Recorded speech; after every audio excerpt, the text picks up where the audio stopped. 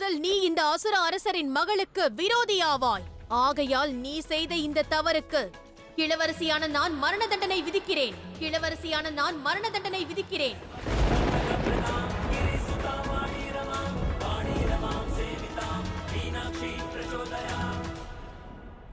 என் உயிரை பறிப்பதற்கு முன்பு தாங்கள் ஒரு முறை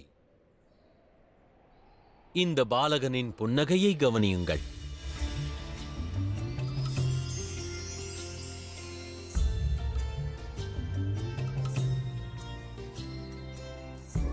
இந்த ஒரு மலர் இவனுடைய கண்ணீரை துடைத்து இவன் கண்களில் ஆனந்தத்தை காட்டுகின்றது.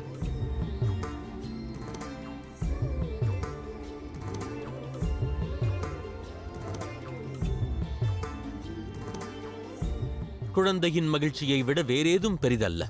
தாங்களே கூறுங்கள். மீனாட்சி இதுநாள் வரை எவரிடமும் தோற்றதில்லை, என்றும் தோற்கப் போவதில்லை. இந்த மலரை எடுக்க முதலில் முயன்றது நான் தான். இந்த மலர் எனக்கு தான் சொந்தம்.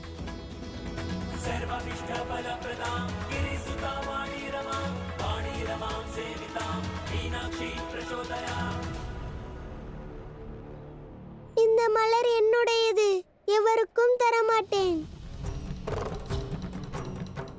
கவலை வேண்டாம் பாலகனே, நான் இருக்கிறேன்.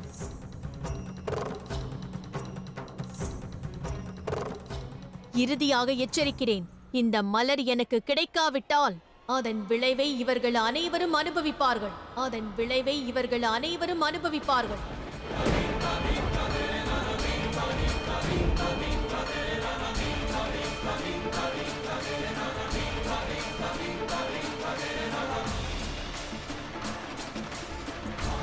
இவர் அசுர அரசரின் மகள், எதையும் செய்ய வல்லவர். மலரை இவர்களிடம் தருவதுதான் சரி. ஆம். சுந்தரா, நாங்கள் கூறுவதை கேள். மலரை கொடுத்து விடு.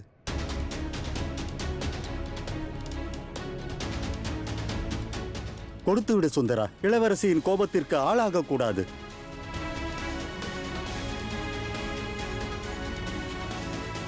இவன் சிறு பாலகன். இவனுக்கு நான் எடுத்துரைக்கிறேன்.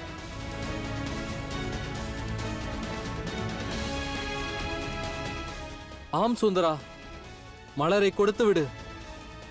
ஆம் சுந்தரா, மலரை கொடுத்து விடு. ஆம், கொடுத்து விடு.